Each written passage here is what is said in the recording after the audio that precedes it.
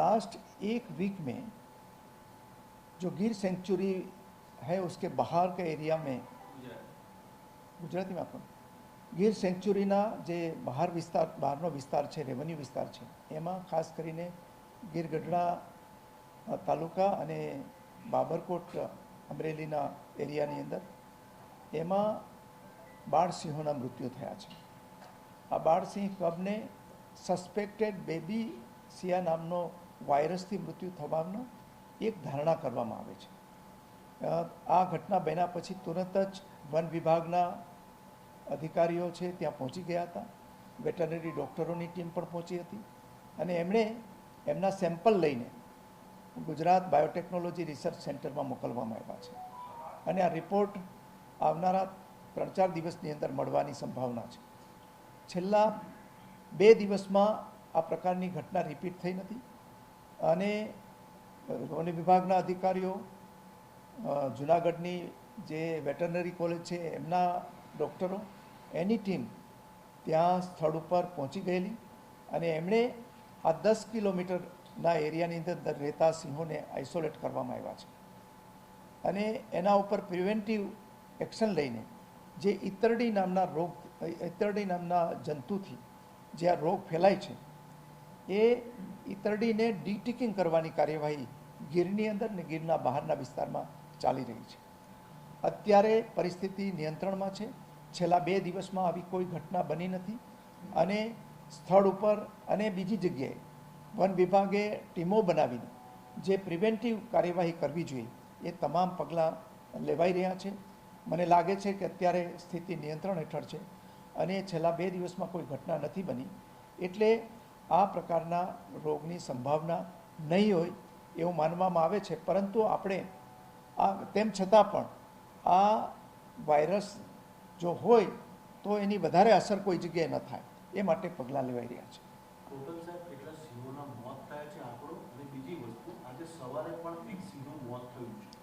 જી, અત્યાર સુધીમાં કોઈ આ પ્રકારની ઘટનામાં સિંહ બાળના જ મૃત્યુ થયા છે અને એ સિવાયના જે મૃત્યુ થયા છે એના કારણો કોઈ કોન્ફ્લિક્ટ હોય, ઉંમર હોય કે બીજી કોઈ બીમારીને કારણે થયા હશે. પરંતુ હું માનું છું કે આ સસ્પેક્ટેડ બેબી સિયાથી જે મૃત્યુ થયા હતા એમાં છેલ્લા 2 દિવસમાં કોઈ જ ઘટના બની નથી. કેટલો ફિગર છે વાયરસના કારણે મૃત્યુ થયેલા અથવા તો અન્ય ઇનફાઇટ કે બીજા કારણોસર મૃત્યુ થયો હોય છેલ્લા? જો ઇનફાઇટને કારણે અને વૃદ્ધાવસ્થાને કારણે મૃત્યુની ઘટનાઓ તો બનતી રહેતી હોય છે, પરંતુ જે બેબી સિયાથી મૃત્યુ જે સસ્પેક્ટેડ કહી શકાય, જેમાં શંકાસ્પદ મૃત્યુ કહી શકાય, એમાં 8 કબના મૃત્યુ સામે આવેલા છે અને એ બેબીસિયાથી થયા છે કે બીજા કોઈ કારણોસર એનું કન્ફર્મેશન તો જે એનો મેડિકલ રિપોર્ટ આવે એના પછી જ કહી શકાય.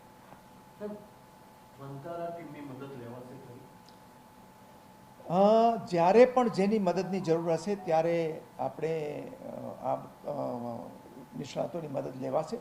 અત્યારે આ પ્રકારની મદદ લેવાની કોઈ જરૂર જણાતી નથી, પણ જ્યારે પણ ઇવન ભારત સરકારની મદદની જરૂર હશે તો ત્યાંથી પણ લેવામાં આવશે અને અહીંયા આપણે સ્થાનિક વનતારા સહિતના જે નિષ્ણાતો છે એની જરૂર લાગશે તો ત્યારે લઈશું. અને માનનીય મુખ્યમંત્રીશ્રીનું કાર્યાલય પણ અને માનનીય મુખ્યમંત્રીશ્રી પોતે પણ આ બાબતે જાતે દેખરેખ રાખી રહ્યા છે. એટલે હું માનું છું કે આ બાબત હવે આગળ વધશે નહીં. સાહેબ, કેન્દ્ર સરકારના વન વિભાગે રાજ્ય સરકાર પાસે આ સંદર્ભે કોઈ રિપોર્ટ માંગ્યો છે? ના. પ્રધાનમંત્રી કાર્યાલયથી પણ નજર રાખવામાં આવી રહી છે એવી કોઈ વાત છે? શું પીએમઓથી કોઈ રિપોર્ટ માંગવામાં આવ્યો છે સમગ્ર મામલે? નહીં, પ્રધાનમંત્રી શ્રીનું કાર્યાલય છે એ નજર રાખી રહ્યું છે અને સતત અમને માર્ગદર્શન આપી રહ્યું છે. સાહેબ, વેક્સિનેશન પણ એની શરૂઆત ક્યાં કરી છે? એ ક્યાં માસ્ક ઉપર?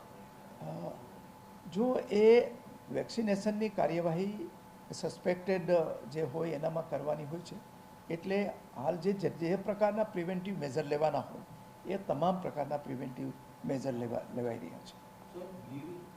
ફોરેસ્ટમાં જે લોકો કામ કરતા હતા એવા કર્મચારીઓની બદલી બીજે છે, એવા કર્મચારીઓને પણ આપણે બોલાયા છે, લગભગ 20 થી 25 કર્મચારીઓને પરત ત્યાં આગળ બોલાયા છે. શું આયોજન છે આપણું? વન વિભાગના જે સિનિયર મોસ્ટ અધિકારી છે બીપી પતિ, એ ત્યાં ગીરની અંદર જ અત્યારે સ્ટેશન કરીને આ પરિસ્થિતિનું મોનિટરિંગ કરી રહ્યા છે.